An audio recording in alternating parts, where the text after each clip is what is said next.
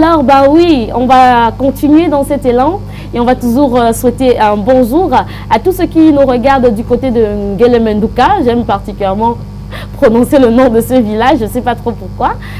Bonjour également à tous ceux qui empruntent les différents axes lourds dans la périphérie sur le territoire national. Nous vous souhaitons un très bon voyage. La route ne tue pas, mais c'est nous qui tuons. Un peu de prudence ne ferait de mal à personne. Faudrait le relever. Alors, embrassant donc avec à exactement 8 heures, on va embrasser ce deuxième couloir. Nous irons à l'école du succès avec le coach Marc Ouissou. Et restez des nôtres parce que le programme, il s'annonce mielleux, il s'annonce savoureux et assez nourrissant côté high-tech, nourrissant aussi beaucoup plus dans le cadre du petit panier. Il faudrait le relever. Le petit panier aura certainement quelque chose de miam-miam. Eh bien oui, c'est bien d'attendre le prof, c'est pas bien quand c'est le prof qui attend les élèves. Et pour l'heure, ça va commencer en dansant, et après ça va continuer en thématique. De la pratique, on va faire d'abord la pratique, après on va faire la pédagogie. On peut aller comme ça? Allons-y. Wala bakinini,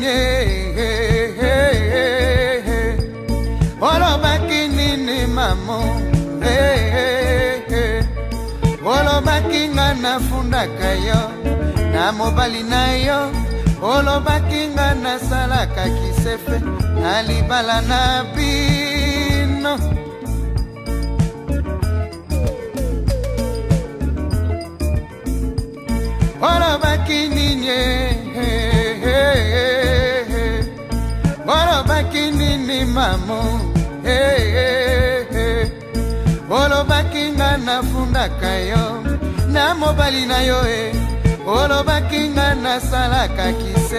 na libala na bino. Madiluti kaye alobae, makamboye asalaka. Chez tout entrepreneur, ne te fie jamais aux apparences. Tu comprends bien ce que je te dis ce matin? Je comprends, je suis ton regard. Ne te fie jamais aux apparences. Ben oui, les apparences, elles sont trompeuses, rassurez-vous. Parfois, on peut voir quelqu'un bien vesté, et puis on voudrait le sous-estimer, mais pourtant, il vaut un pesant d'or. Et parfois, on peut voir aussi également quelqu'un avec des haillons, et puis on voudrait tout simplement lui manifester un déni, un mépris. Bonjour et Malice. Pourtant... Bonjour, d'accord. Bonjour. Bonjour Méran. Aujourd'hui, ce n'est pas le chapitre, ce n'est pas les apparences. D'accord. C'est pas les apparences. Il y a une leçon sur les apparences, c'est ça. D'accord. Mais ce que je sais, et donc je suis certaine que pas se fier aux apparences, elles sont trompeuses. Ben bien sûr. Elles sont trompeuses. Le son, bien sûr. Très bien. Oui, c'est vrai. Il y a des gens qui cachent le jeu. Ben oui. Vous les voyez et puis vous leur attribuez des notes. Il est nul, il ne connaît rien. Mais c'est vous le vrai nul même. oui, après un jour, vous êtes surpris. Mais c'est lui, ce sera bon. Tenez-vous tranquille. Ça vous dit quelque chose, tout ce qu'on dit? Non, je comprends même rien, expliquez-moi mieux. Non, mais attends, il ne vous est pas encore arrivé de vous rendre compte que quelqu'un, vous avez caché son jeu, après vous vous rendez compte qu'il vous sort la fatale cachée, comme on dit. Le joker, il sort le joker. C'est-à-dire que vous avez vite fait de dire à la personne, ok, je lui donne un 9 sur 10, et demain vous dites, quoi? 19,5 sur 10. Mais vous vous posez la question, mais qu'est-ce qui s'est passé? Comment il a pu faire pour avoir ce résultat? Il ne vous est pas arrivé ça? C'est vous qui êtes naïf en fait, parce que la vie c'est un jeu, et le jeu c'est en fonction de l'ère, en fait, de l'ère de jeu. Si on joue pas au basket sur le foot, en fait, sur un terrain de foot, bien entendu. Là c'est le pied qui joue, c'est pas la main. Donc si vous touchez, vous osez toucher la balle avec la main sur un terrain de foot, c'est une faute. Il est trop fort. Voilà. Donc du coup, je pense qu'en fonction de l'ère de jeu, alors forcément le jeu change. Faut pas quand même jouer au football avec la balle du basket, ce n'est pas possible. Ah oui, ce sera encore lourd aussi. C'est pas possible. Ou bien il ne faut pas jouer au volleyball avec la balle du tennis. C'est pas pareil. À chaque terrain, sa balle. Voilà, après, c'est ça, en fait. Mais de toutes les façons, on a compris. Hein, et sans doute, beaucoup de personnes ne comprennent pas de quoi il a retourné. Bien sûr. Vous ne comprendrez jamais. Laissez tomber, n'essayez pas de comprendre. Il faut peut-être rentrer dans les secrets de Dieu pour comprendre et que quand il se fâche, c'est là qu'il crée ses propres piches. Voilà. Si son voisin doit oublier qu'il le one, il s'en fout, il triche. Bon, oui, trêve de blablabla. On va aller à l'école succès tout de suite avec le coach Marc Ouissou. Le thème ce matin, c'est la réconciliation. Et je pense qu'on va orienter en entreprise ce matin. Let's go.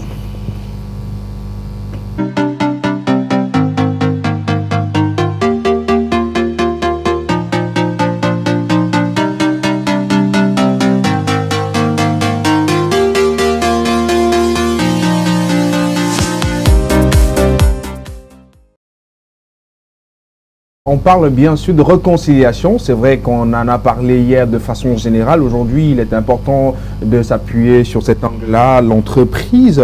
Alors, on va commencer par, coach, questionner la portée de la réconciliation en entreprise, selon vous. Allez, Eméran et Marlise, après le bordage en fait, parce que ça aussi, on va prendre les noms de ceux qui trouvent la classe. Alors, je pense que ce qui est important à savoir, c'est que au-delà de tout, ce qu'on évalue vraiment en entreprise, c'est d'abord la capacité que les gens ont à vivre avec les autres, à être sociable. En fait, on vous trompe grandement quand on pense que c'est, disons, c'est la compétence qui compte en entreprise. Non, c'est pas vraiment ça. Ce qui compte vraiment, c'est votre capacité à être poli, à être respectueux, à vivre avec les gens, à créer une atmosphère de joie, disons, de bien-être avec les autres, de bien vivre avec les autres. Je pense qu'avec ça, même si vous êtes nul, on va faire avec, on va se donner pour mission de vous former, en tout cas de vous donner la possibilité de grandir dans cet environnement. Mais si vous êtes très brillant, je te dis intellectuellement bien calé et tout ça, et que malheureusement vous êtes impoli, irrespectueux, invivable, malheureusement on finira par vous pousser dehors, on finira par vous détruire parce qu'on va dire qu'il a tout ça pour rien en fait. Donc pour ceux qui nous suivent et qui ont des enfants, dites-vous que la chose la plus importante, c'est pas leur dire d'inculquer peut-être les notions forcément à l'école, oui c'est important, mais au-delà de ça, l'éducation compte pour beaucoup, même dans l'acceptation en entreprise, en tout cas dans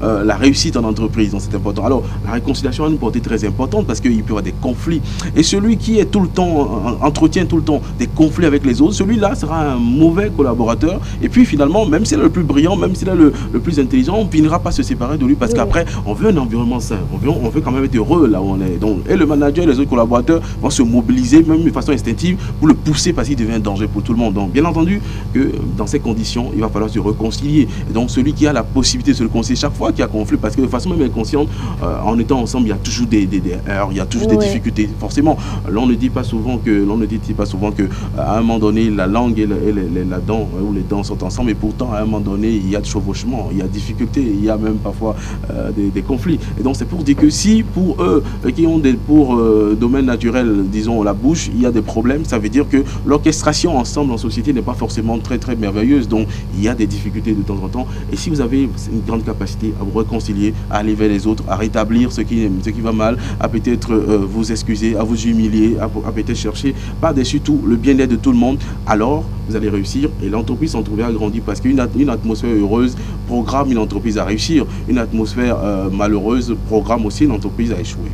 D'où l'importance d'avoir l'atmosphère, une atmosphère heureuse dans une entreprise, parce que quand c'est pourri là, ça devient très compliqué. Mais quand c'est pourri, personne n'est content, et quand on n'est pas content, on est démotivé. Quand on est démotivé, on ne peut pas donner le meilleur de soi, et quand on ne donne pas le meilleur de soi, on ne peut pas réussir. Tout à fait. Alors que collectivement, c'est ce qu'il faut faire. Tout le monde doit être content, doit être à sa place, doit être heureux d'être là, et en étant heureux, il est motivé naturellement, humainement à être là, et parce qu'il est heureux, simplement, il donne le meilleur de lui-même, mais parfois même contre son gré, parce qu'il est content, et quand il est content, il livre le meilleur de lui-même, un peu comme le chant de cygne, quoi. Enfin, quand tu es content, tu chantes très bien, c'est beau. Alors, et dans ces conditions, alors à l'unisson, tout le monde chante bien, et finalement, c'est ton conseil qui est heureux, finalement, en entreprise. Donc, évidemment, c'est très très important. Et celui qui sera tout le temps là, à entretenir des conflits dans l'entreprise ou à être très belliqueux, bien entendu, on va lui dire que c'est peut-être à l'extrême nord là-bas, qui a Boko Haram et autres. On ne les veut pas en entreprise parce qu'au moins, on ne peut pas avoir les bires pour avoir des difficultés à les gérer après. Donc, évidemment, c'est important. Oui. Alors, Marlise, il y a vraiment des entreprises ici dehors où vous trouvez des personnes qui ne se parlent pas. C'est chacun qui est orgueilleux. Je ne parle pas à tel, c'est lui qui doit me dire bonjour. L'autre attend, c'est l'autre qui dit bonjour, et comme ça, personne dit bonjour. Vous voyez, des gens, quelqu'un vient le matin, il ouvre son bureau, il entre, c'est à peine quand il donne le dossier, il remet, il n'a même pas dit bonjour, il est reparti. C'est bizarre. Une fois, je suis arrivé dans une entreprise comme ça, je me suis posé la question, waouh, est-ce que les gens réussissent à pouvoir collaborer ici? Venez t'entendre un dossier sans me dire bonjour à ton partenaire, ok, ce dossier est BAT, tu dois envoyer au boss. Vous allez repartir, ça devient l'annonceur robot et c'est compliqué. Ben après, c'est des conflits qui naissent parce qu'on sait généralement que dans une entreprise, quand il y a des personnes, par exemple, qui ont peut-être des mêmes postes ou qui sont peut-être en compétition, il y a parfois des conflits d'intérêts qui naissent. Alors, quand il y a des conflits, qu'est-ce qui est important de faire? Est-ce que c'est possible de gérer ces conflits d'intérêts? Bien sûr, il est important, pardon, je veux dire, de pouvoir gérer les conflits chaque fois que ça se pose. Parce qu'en fait, quand il y a un conflit, il y a bien entendu à l'origine quelque chose, en fait. Alors, celui qui est intelligent, en tout cas celui qui veut réussir à régler un conflit, il doit savoir déjà la cause de ce conflit. Parce que c'est la cause qu'il faut aller toucher. Et quand vous touchez la cause, la racine, alors donc, ça devient plus facile de pouvoir réussir à unir les gens, à peut-être rétablir la paix ou peut-être rétablir les choses. Vous dites bien les choses parce que, en fait, il y a des gens en entreprise qui pensent que moi, je suis venu, c'est une place, je suis venu faire mon travail. Je me fous des autres, voilà par exemple. Mais ceux qui ne savent pas, si vous empêchez les autres d'être heureux, vous aussi, vous n'allez pas être heureux, vous allez compromettre votre bonheur, c'est clair. Donc, si vous voulez être heureux en entreprise, commencez par rendre les autres heureux, et parce qu'ils seront heureux, ils vous rendront heureux forcément. Même si vous êtes le boss, vous êtes terrifiant, c'est vous qui passez, quand vous passez, personne ne vous salue, quand les gens vous saluent, vous ne répondez pas, etc. Vous êtes méprisant, etc. De toutes les façons, qu'est-ce qui va se passer? Soit les gens vont se mobiliser seuls, ensemble, de façon instinctive, pour vous détruire, ou si ça les dépasse, ils iront chercher des renforts peut-être spirituels, aller chez le marabout, aller chez autre personne, parce qu'ils se sentent en insécurité, ils se sentent en inconfort. Alors pour pouvoir se trouver plus de sécurité, ils iront chercher quelque chose qui est plus grand. Ce qui est plus grand, c'est peut-être le gris-gris, c'est peut-être tel massage, etc. Donc voilà, donc c'est un peu ça qui fait que parfois les gens instinctivement se retrouvent dans des groupes, dans des groupuscules, etc. pour pouvoir se sentir plus fort, plus grand. Vous aurez pu éviter ça à condition simplement que vous puissiez être plus simple, honnête, ouvert avec les gens.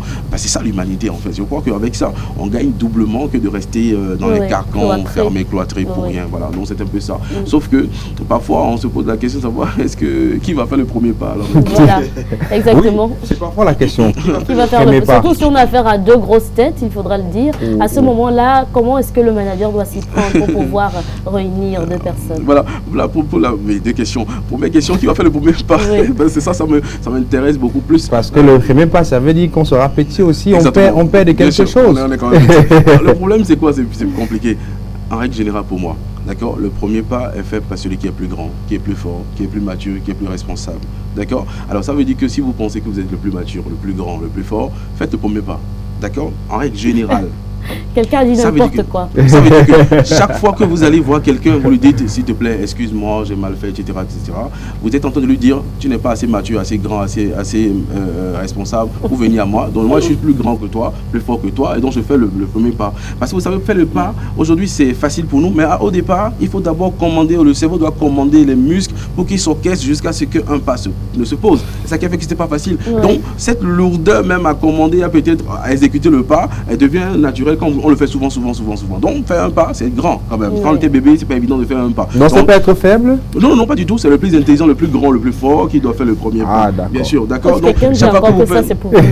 Oui, d'accord, il n'y a pas de problème. Maintenant, la règle peut-être la plus détaillée maintenant, la petite règle à côté, c'est que si vous avez tort, si c'est vous qui avez créé du tort à l'autre, si c'est vous qui avez déchiré l'autre, vous avez fait du mal à l'autre, alors vous êtes en droit d'aller naturellement vers l'autre aussi pour dire vraiment j'ai mal fait, excuse-moi, d'accord. D'ailleurs, excuser c'est escausa, hors de la faute. Donc c'est l'autre qui vous enlève de la faute pour dire parce que tu es venu quand même, oui, tu as fait preuve d'humilité, je t'enlève. Mais cela n'empêche pas, cela ne vient pas annuler la première règle qui est de dire que quand on est fort, quand on est grand, quand on est mature, c'est à soi de faire le premier pas. Parce que le premier pas, c'est plus fort, c'est pas plus petit. Même si c'est que c'est à vous qu'on a causé du tort, vous pouvez aussi faire le premier pas. Bien sûr, parce qu'au fond, le problème, c'est quelqu'un vous gifle, ça vous fait mal et c'est vous qui faites le premier pas. Oui, il me gifle, ça me fait mal, d'accord, très bien. Je digère, puis ensuite je me rends compte que le fait qu'on ait eu ce petit désordre entre nous, on ne se salue plus, ou bien quand on se salue, c'est froid, ou il a même du mal parce qu'il fuit même du regard, il n'est pas heureux. Je pense que il faut que je le délivre, en fait. Alors parce que je suis grand, je vais le voir pour dire mon cher ami, bon, alors s'il s'est passé des choses que j'ai pas aimé, bon voilà, moi je pense que c'est des choses anciennes, passons à autre chose pour le délivrer, parce que c'est un petit quand même après. Le petit c'est lui qui ne peut pas se contenir pour gifler quelqu'un, premièrement. Deuxièmement, il a même mal, et parce qu'il a mal, il est encore plus petit, donc délivrez-le par amour, et donc dit bon mon cher ami, mon petit, ok, je te délivre alors, tu t'es attaché seul, mais bon voilà, c'est pas au village qu'on t'a attaché, c'est toi qui t'es attaché seul. Vous voyez le bonhomme qui est assis dans le canapé là, regardez, le bonhomme qui est assis dans le canapé là, il est en train de dire ce matin que vraiment on me gifle. Je m'avais demandé, pardon, Dawana yo Kasava. Là-bas, on appelle ça le monde de Marc Missou. On me gifle et moi j'ai mal. Que je ne connais pas gifler. C'est encore moi qui m'a demandé pardon que, excuse-moi, allez-moi de la faute. Alors c'est moi qui est venu chercher la faute. Écoutez, c'est vrai qu'il y a des gens qui m'ont, il y a une dame qui m'a dit un jour, ouais, une mère qui m'a dit un jour, bah, on dirait que toi tu n'es pas de la planète Terre ici. Moi j'ai dit non, rectifier, peut-être je suis de la planète Mars. Alors quand on va enlever S, ça va faire Marc quand même.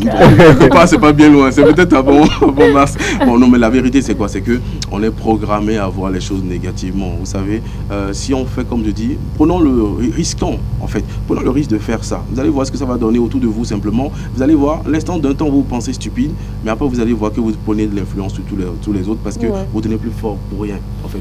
Dans le couple on parlera demain. Parfois on pense que non, si je fais le premier pas je suis bête. Et malheureusement, c'est en étant bête que vous êtes plus fort. C'est ça le paradoxe des choses. Donc, je vais vous demander un service. Ne croyez pas en ce que je dis. Vous avez le droit, vous avez l'obligation de ne pas croire. D'accord? Sauf que faites l'effort de voir quelle est la stupidité de ce qui dit bon, je vais faire pour voir. Juste par curiosité. Vous me direz si ça ne sera pas plus intelligent pour vous de le faire que d'être carré comme vous l'êtes. Voilà. De toute façon, on aura bien compris rapidement. Moi, j'ai envie de savoir comment est-ce qu'un chef d'entreprise pourrait donc réussir à réconcilier deux personnes qui, ma foi, ont eu des grosses têtes. Alors, en principe, s'ils ont des grosses têtes, il faut les dégonfler à deux. On les deux têtes. Il faut les dégonfler à deux. Dans ces conditions-là, tout le monde devient normal. On va aller puis on dit bon, ok, on a fini avec ça et puis on n'a pas perdu le temps. Bon, bien entendu, non, mais je pense que quand il y a des difficultés, il y a des conflits, il faut que le manager sache d'abord que c'est normal, c'est naturel que des humains puissent arriver à ne pas s'entendre. C'est normal, d'accord? Donc, le croire et le savoir normal, c'est déjà prendre sur soi résolument d'aller humainement vers les autres. Ce n'est pas chercher qui a tort ou qui a raison, forcément. C'est d'abord chercher à voir les situations qui ont prévalu avant même que la situation n'arrive, évidemment. Donc, la cause, la racine, j'en ai parlé tout à l'heure. Donc, quand on connaît la racine, forcément, on fait une démarche naturelle pour voir celui qui a tort d'abord, à lui montrer que vraiment tu as tort quelque part, et à lui montrer aussi là où il a raison aussi quelque part. Et puis, là, c'est une situation atténuante, aller voir aussi l'autre, et surtout, pas ensemble forcément au départ, il faut les voir séparément pour pouvoir bien jauger. Ne prenez pas l'avis d'une personne pour généraliser l'autre. On ne peut pas condamner quelqu'un sans écouter l'autre, forcément, parce que chacun s'exprime en tant que victime. Oui, je l'ai giflé parce qu'il m'a lorgné, ou bien il a été très impoli envers moi. Non, d'accord, mais il parle en victime, mais l'autre peut-être dit non, moi j'ai peut-être enlevé quelque chose dans les yeux, il a cru que je l'ai lorgné en fait. Et pourtant, vous voyez un peu, chacun vient exprimer la situation atténuante qui pourrait justifier ce qu'il est en train de faire. Donc, bien entendu, écoutez les autres de façon impartiale, écoutez les autres de façon simple, de façon neutre, et puis après, voyez où est-ce que ça a bifurqué, ça coince, et dans ces conditions, vous pouvez maintenant subtilement relever ça pour le bonheur des deux autres. C'est ça être coach aussi, et c'est ça être manager, je crois. Ouais. C'est ça être manager, et nous vous disons à vous merci coach, parce qu'un coach c'est un manager aussi après tout, il a pour but de motiver. Et dans l'élan de motivation, il va de soi que le manager, l'entrepreneur se doit d'enregistrer cette bien grande qualité. Alors on continue dans cet élan entrepreneurial, et j'ai envie de dire, faisons référence certainement à ce métier informel, les cireurs, on les appelle généralement les toc-toc, ceux qui font en route toc-toc, et puis soit ils vous raccommodent la chaussure, soit ils vous font cirer vos chaussures, je ne sais pas trop.